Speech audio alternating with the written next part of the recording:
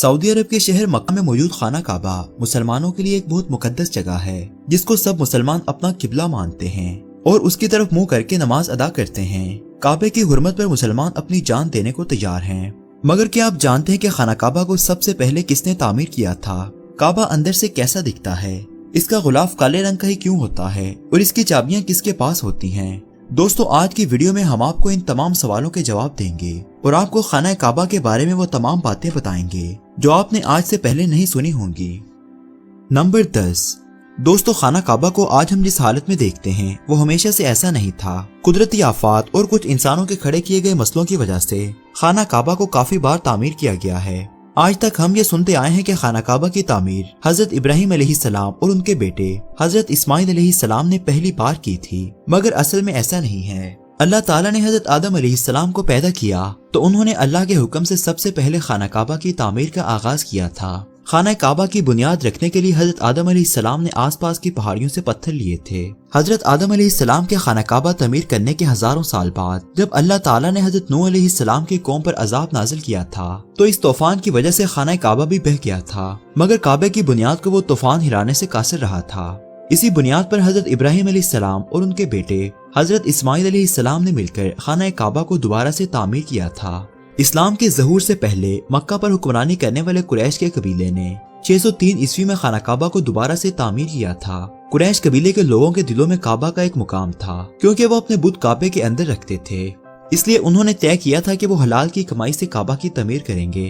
अहले कुरैश ने लकड़ी और उस वक्त की जदीद फन तामीर के मुताबिक काबे को तामीर किया था और काबे के दरवाजे को जमीन से थोड़ा ऊंचा करके लगाया था ताकि सैलाब आने की सूरत में काबा बचा रहे। कुरैश के लोग हराम खाते थे, जिसकी वजह से काबे की तामीर के वक्त उनके पास हलाल वसाइल महदूद रह गए और वो काबे की छत तामीर न कर सके। कुरैश के बाद काबे की तामीर को सैयदना अब्दुल्ला बिन जुबैर रज़ियल्लाहु ताला अन्हु ने मुकम्मल करवाया और सबसे आखिरी बार काबे की तामीर अब्दुल मलिक बिन मरवान ने हज्जाज बिन यूसुफ से कहकर करवाई। हज्जाज बिन यूसुफ ने काबे को पूरी तरह से गिराकर उसी की बुनियाद पर दोबारा से काबे को तामीर किया। काबे की तामीर जिस तरह से हमें आज नजर आती है उसे अब्दुल मलिक बिन मरवान ने ही करवाया था।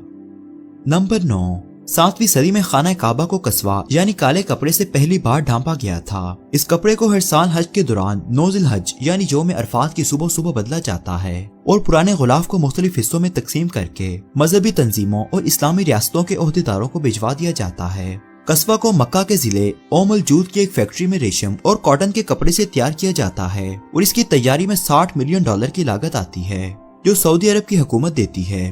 कस्बा के ऊपर गोल्ड के धागों से कैलीग्राफी करने के लिए मुस्लिम दुनिया के सबसे माहिर कैलीग्राफर्स को हायर किया जाता है और इसके लिए 670 किलोग्राम रेशम इटली से मंगवाया जाता है और कढ़ाई के लिए चांदी और गोल्ड का धागा जर्मनी से इंपोर्ट किया जाता है।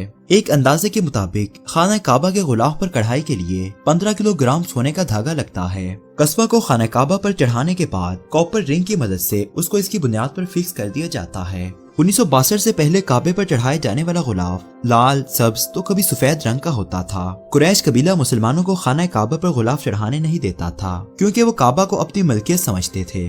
फतह मक्का के बाद हसासी तौर पर लगने वाली आग की वजह से काबे का गुलाफ जल गया था। आप सल्लल्लाहु अलैहि वसल्लम ने खाना काबा को सफेद कपड़े से ढक दिया था। बाद में आने वाले हुक्मरानों ने अपनी मर्जी के रंगों को इस्तेमाल करके काबे पर गुलाफ चढ़वाए। मुआविया ने सबसे पहले अब्दुल्ला इब्न जुबैर और अब्दुल मलिक की मदद से काबे पर रेशम का गुलाफ चढ़ाने का रिवाज कायम किया और तब से लेकर आज तक खाना काबा के गुलाफ के लिए रेशम का कपड़ा ही इस्तेमाल किया जाता है। मुआविया के दौर में काबे पर साल में 2 बार गुलाफ चढ़ाया जाता था।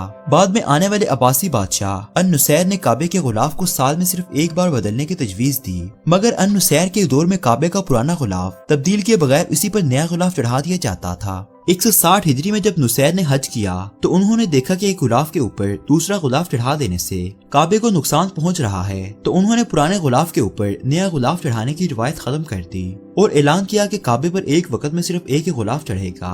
बादशाह अल-मामून काबे के गुलाफ को साल में 3 बार 3 मुख्तलिफ रंगों से बदलते थे। उनके दौरे हुकूमत में 8 ज़िल-हज को काबे पर लाल रंग का गुलाफ चढ़ाया जाता था।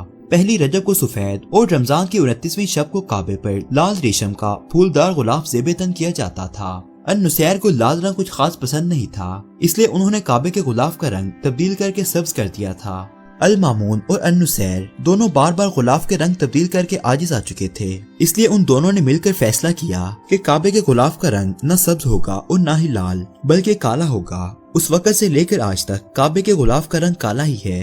हजरत उमर बिन खत्ताब रज़ियल्लाहु तआला अन्हु के दौरे हुकूमत में काबे का गुलाफ तब्दील करने के बाद हज करने वाले लोगों को दे दिया जाता था ताकि वो खुद को मक्का की धूप की सख्ती से बचा सकें।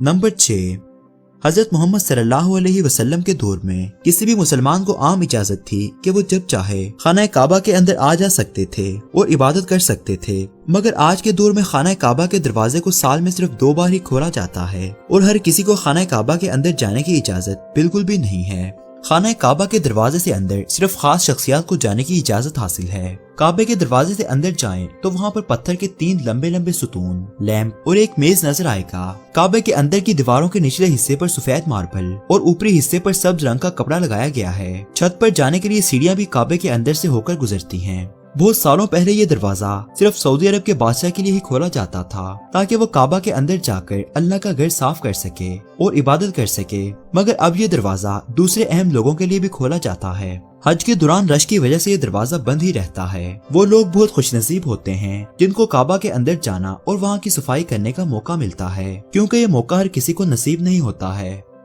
नंबर 5, काबे की लंबाई 15 मीटर और चौड़ाई 10.5 मीटर है और इसकी तामीर के लिए पत्थर मक्का के आसपास की पहाड़ियों से लिए गए थे। काबे का अरबी जुबान में मतलब है क्यूब्स यानी चौकोर।